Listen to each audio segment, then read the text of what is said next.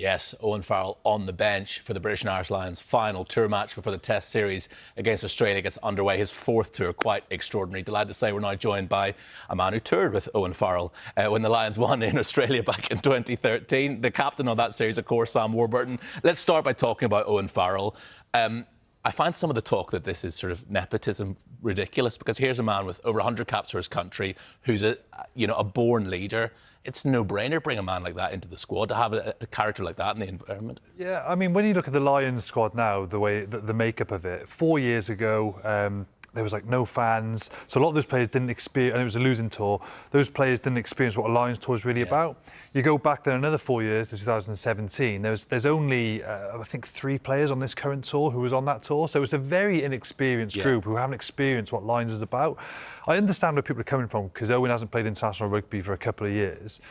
But I'm like, having played with him, anyone who's been in the room with him is like, mate, that guy is someone you need in that dressing room, team room, and that talent and skill doesn't go. Like, he's still been playing top flight rugby. Like, it's not like he's just suddenly wilted away. I think it's the right call. I understand why people, they might have thought it should have been a like-for-like change. A fullback got injured for the Lions going back a few weeks ago. So you'd think you'd bring in a player who's a fullback. Owen's not. And then Lions have had a fullback injury since, so they feel it's not been the right call. But from having played with him, having his expertise, his experience and versatility in the group is a no-brainer. Both in 2013 and 2017, how much did you lean on someone like Owen Farrell to give that rousing team talk just before you went out to get players ready to run through a brick wall? I straight back a lot of captaincy accolades that I might get, because any captain will tell you, oh, we had a good leadership group. Like, the captain's the guy who's points at the post and makes the final penalty decision or speaks to the referee, but there's about 6 or 7 of you who drive the week in a team. And Owen is obviously one of those key guys, and he'd have as much influence, if not more influence, on some games than myself, even though he wasn't captain. So it's what you say is one thing, but it's what you do. Leadership is also what you do, day in, day out, in front of the rest of the group. And other people look at that example and go, well, that's what leadership is, And Owen is one of those guys who does that. So for a young group, that's why all those things in the mix, he's a good addition to the squad now. Absolutely. Sam Warburton being far too modest there. What is the vibe like amongst the 23 heading out there today? 'Cause look, a lot of them will know that they're not going to be in the Test team, but I think we were saying beforehand, I think there's maybe even 5 in the 23 today who think legitimately there's a chance I could play my way onto that Test team. Yeah, definitely. So it looks like normally on Lions tours, the Saturdays before the 3 Test series, they've gradually streamlined that Saturday team to be the Test team. Now, this tour's a little bit different. The midweek teams playing on switched Saturday, over, which I think is smart, because they'll play on Wednesday just gone, majority of the Test. They'll have a 10-day turnaround now, which is actually quite good. If you play 5 Saturdays in a row at that level, it's emotionally and physically very hard. So today, the team that's playing is more typical of what you'd say a midweek team. But I do think that there's 5 players who could get in the mix. And also, you have to consider there's always changes in the Test series. Everyone puts so much emphasis on Test 1 selection, but if you lose Test 1, there's going to be a lot of changes for Test 2. So even these players who are playing today, if they think I'm not in the running for the first Test match, you put your hand up today. If the Lions, hopefully not, but if the Lions lost their first Test next week to Australia, you're the next cab off the rank when they're going to reselect the team because you played well the week before. So it's still a huge opportunity to show what you're about, even getting that first Test selection next Saturday. But if you don't, then you're putting your hand up for further Test selection in Test 2 and Test 3. One of those players who I think could play his way on is the captain today, Tadhg Beirne. We know what a special player he is. I think probably Tadhg and McCarthy would be the favourites to be the second row in that first Test at the moment.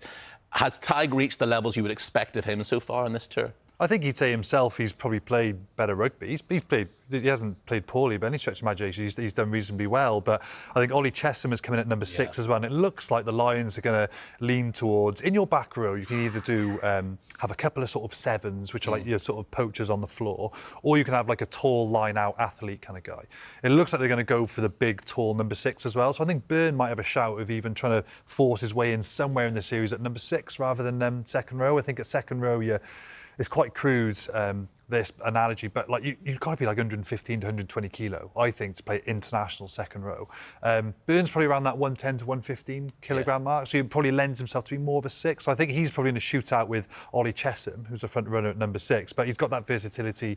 You can play second row. But I mean, this is the great thing with the Lions. You've got Tadhg Beirne, who's been one of the form Irish players over the last 5 years, and they're scrapping to get a starting place because the competition is just so good. So it wouldn't surprise me if he ended up in the Test Series team at some point if he puts in some good performances.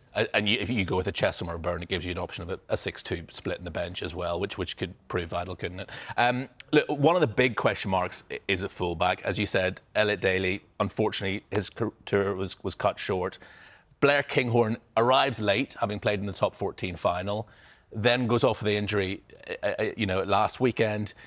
Looked incredibly frustrated when he did. He would have been favourite to have that 15 jersey, but now there's a big question mark over it, isn't there? Yeah, it is. Yeah, I think most pundits and fans probably had Kinghorn to start. The last 2 years for him have been exceptional. He went to Toulouse, has won trophies with Toulouse, Champions Cup, top 14 titles, and he's just been exceptional out there. So I think he's been, and great for Scotland, of course. So he was everyone's front runner, but he's picked up a knock.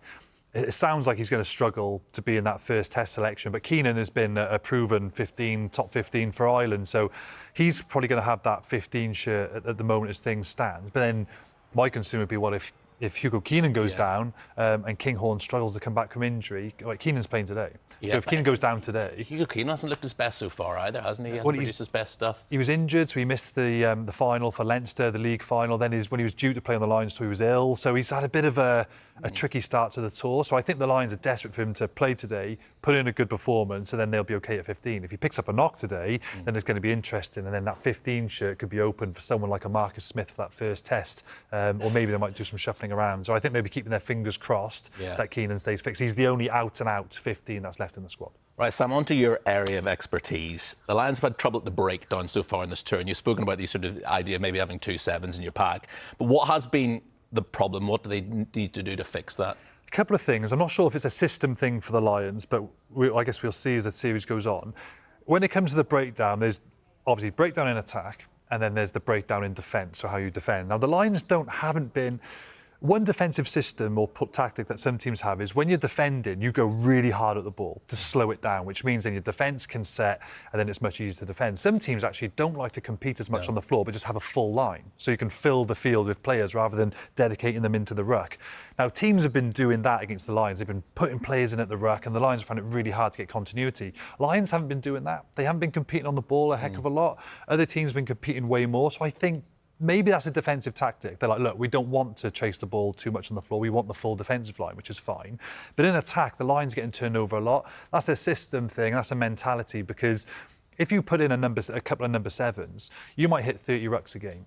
But in a game, there's 150 rucks. So by bringing in just one extra number seven isn't going to solve that. It's a team mentality, because everybody is in those rucks. As I played number seven, you can't be at 150 rucks. It's impossible. So I think maybe the Lions, they've been travelling so much. This is the tricky thing with the Lions tour. There's limited preparation time, so you have to prioritise your line-outs, your starter plays, some scrums, a little bit of defensive system. Maybe they haven't had the chance to really hone in on some of those details, and maybe that's what the tour is for, and they're going to focus on that next week when there's no midweek game. They finally, for the first time, I'm talking a full week's preparation.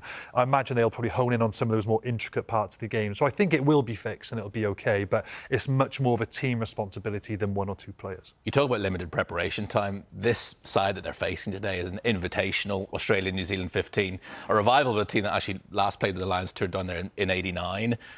Difficult or perhaps easier to play a completely unknown quantity like that? Difficult, because when the Lions have played the club sides, at least they will focus very much on themselves, because the Lions if they do everything right, they should win. So you don't focus too much on the opposition, but you will look at the opposition. So teams gone by that they've played so far, there's a lot of footage. The Lions have 3-4 full-time analysts working with them. They can get all that data, all that footage of the players. You can see their strengths and weaknesses.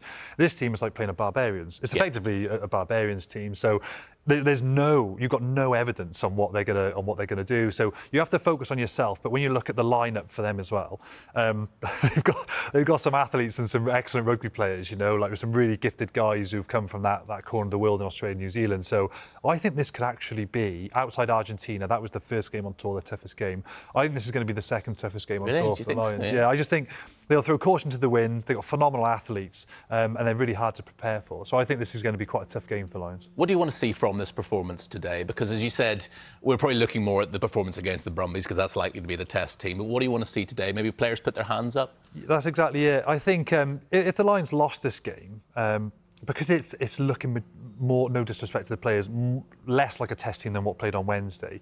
If they win, great. It's good for momentum for the tour. But really, what I would personally want to see, if I was from a coach's perspective, I would just want to see some really big individual performances.